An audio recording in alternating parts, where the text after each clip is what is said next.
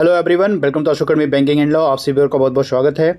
यहाँ पर trainee law officer की टोटल 3 पोस्ट आपको हुडको में देखने को मिल रही है।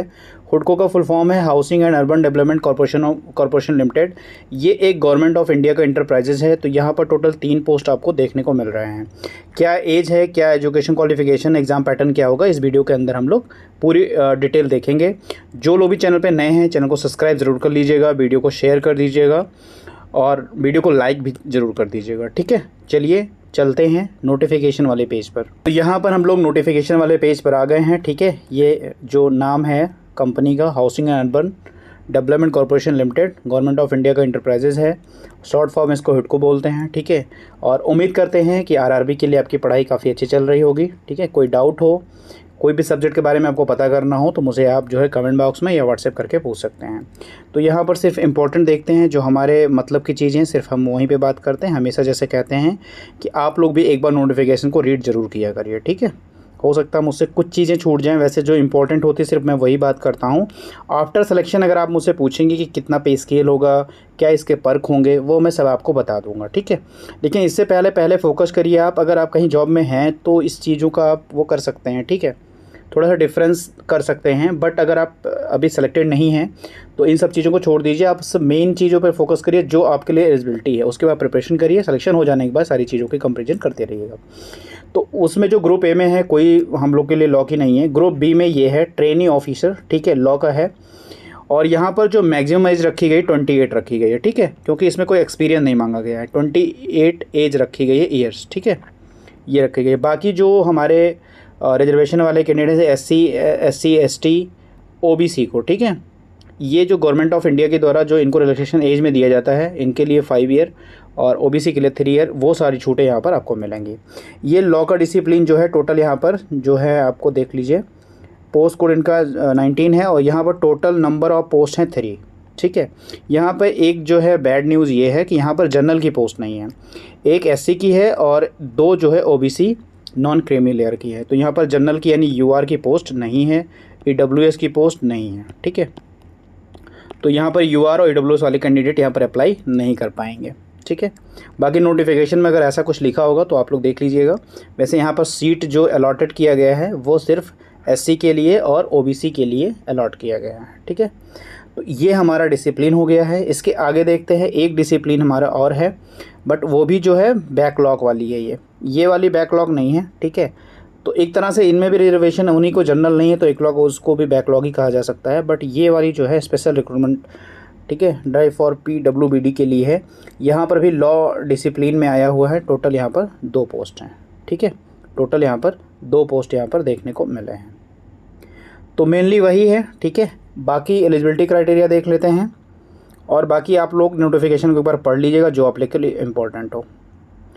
तो यहाँ पर देख लीजिए, जो 3rd नंबर पे है लॉ का डिसिप्लिन वाला है, bachelor degree in law LLB होना चाहिए विद मिनिमम 60% मार्क्स। ठीक है, और अगर आपके पास LLM है तो वो प्रिफर्ड है, यानी वो एसेंशियल क्वालिफिकेशन नहीं है, ये प्रेफरेंस वाला है। ठीक है, प्रेफरेंस दिया जाएगा।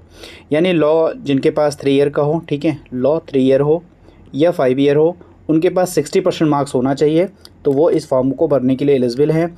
और जिनका एज जो 28 होना चाहिए, ठीक है, वो इस फॉर्म को एलिजिबल हैं भरने के लिए। ठीक है, आगे देखते हैं और क्या इंपॉर्टेंट है, और सिर्फ सिलेबस देख लेते हैं, बस इस वीडियो को वाइंड अप कर देंगे। ठीक है, ये सिलेबस है हमारा। ठीक है, CBT का सिलेबस है। सिलेक्शन फॉर ट्रेनिंग ऑफिसर, जो ट्रेनिंग ऑफिसर हैं उन्हीं के लिए है। CBT होगा, कंप्यूटर बेस्ड टेस्ट होगा यहाँ पर। ठीक है, और इसको ऑर्गेनाइज कौन करेगी, हिडको की वेबसाइट से ही आपको सारी जानकारी मिलेगी। तो यहाँ पर 2 स्टेज में है। ठीक है, पहले स्टेज में क्या है, हमारे लॉ से रिलेटेड जो होंगे, डिसिप्लिन हमारा लॉ का है। टोटल 90 क्वेश्चन होंगे, 90 मार्क्स के होंगे। ठीक है, और फॉर ऑफिशियल लैंग्वेज डिसिप्लिन, जो लैंग्वेज डिसिप्लिन है उनके लिए MCQ डिस्क्रिप्टिव होंगे, 20 मार्क्स के होंगे। यहाँ पर टोटल आपको देख लीजिए 60 मार्क्स के ये डिसिप्लिन से होंगे आपके। 15 क्वेश्चन और 15 मार्क्स के होंगे आपके general English. Quantity aptitude 15 question 15 marks के। रीजनिंग का 15 क्वेश्चन 15 मार्क्स के। और जनरल अवेयरनेस 15 क्वेश्चन 15 मार्क्स के। तो ये 4 है टोटल और 15 है, तो टोटल 60 मार्क्स की ये हो जाएंगे। ठीक है, तो यहाँ पर टोटल आपको 150 क्वेश्चन 150 मार्क्स करने हैं। 2 आवर आपको यहाँ पर टाइम दिया जाएगा। नेगेटिव मार्किंग यहाँ पर दी गई है, 0.25 नेगेटिव मार्किंग है। और मीडियम जो होगा हिंदी और इंग्लिश होगा, इंग्लिश को छोड़कर बाकी सब आपको बोथ लैंग्वेज में देखने को मिल जाएगा। तो जो 3 चीज़ें इंपॉर्टेंट थी, सबसे पहले एज जो थी वो इंपॉर्टेंट में हम लोगों ने देख ली है, एजुकेशन क्वालिफिकेशन जो हम लोगों ने देख ली है, कितनी सीटें किन किन कैटेगरी के लिए है वो हम लोगों ने देख ली है, ठीक है। और यहाँ पर हम लोगों ने सिलेबस देख लिया जो CBT का एग्ज़ाम होने वाला है। यहाँ पर जो फॉर ऑफिशियल लैंग्वेज का जो पेपर होने वाला है, जो और भी पोस्ट हैं उनके लिए डिस्क्रिप्टिव मार्क्स 70 मार्क्स के होंगे और test will be held on computer only, computer पे ये होगा और इसके लिए कोई नेगेटिव मार्किंग एप्लीकेबल नहीं होगी।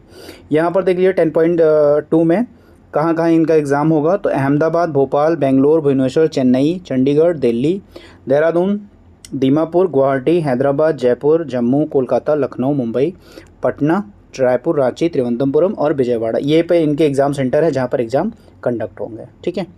और इसमें कुछ और इम्पोर्टेंट नहीं है, इतनी सारी चीज़ें वेटेज वगैरह दी गई हैं, कितना जो है आपके एग्ज़ाम का लिया जाएगा, ठीक है। ये रेशियो देख लीजिए 1:5 का है और आपके जो एग्ज़ाम जो CBT होगा उसका 80% वेटेज लिया जाएगा और इंटरव्यू का 20% वेटेज लिया जाएगा। तो सारी चीज़ें यहाँ पर दे दी गई हैं, ठीक है। ये सारे जनरल कंडीशन दे दिए गए हैं।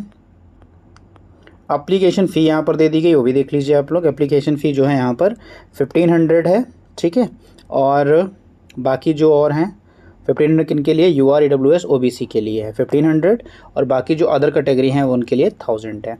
और बाकी SC, ST, PWD कैटेगरी के लिए एग्जाम रखा गया है पेमेंट ये, ठीक है। तो यहाँ पेमेंट भी आप लोगों ने देख लिया है, ठीक है। फॉर्म कब से कब तक भरा जाएगा यहाँ पर देख लीजिए, डेट दी गई है। तो फॉर्म जो है 27 सितंबर से शुरू हो रहा है, ठीक है। 27 सितंबर से शुरू होकर 17 अक्टूबर तक, ठीक है। 17 अक्टूबर तक ये फॉर्म भरा जाएगा। 27 सितंबर से शुरू होकर 17 अक्टूबर तक ये फॉर्म भरा जाएगा। तो ये चीज़ आप लोग नोट कर लीजिएगा, क्योंकि इसी डेट के अंदर आपका फॉर्म भरना है, उसके बाद फॉर्म क्लोज हो जाता है। तो यहाँ पर ये लास्ट में भी डेट दे दी गई है, देख लीजिए। बाकी और एग्ज़ाम वगैरह की डेट अलग से इन्फॉर्म की जाएगी। तो जो कट ऑफ एज की और क्वालिफ़िकेशन की यहाँ पर रखी गई है 1 सितंबर 2025 रखी गई है, सारी जो आपकी एजुकेशन क्वालिफ़िकेशन है एज वगैरह की। और शुरू कब फॉर्म भरना हो रहा है, ठीक है, ये 27 सितंबर से हो रहा है और कब लास्ट डेट है 17 अक्टूबर, ये लास्ट डेट है, ठीक है।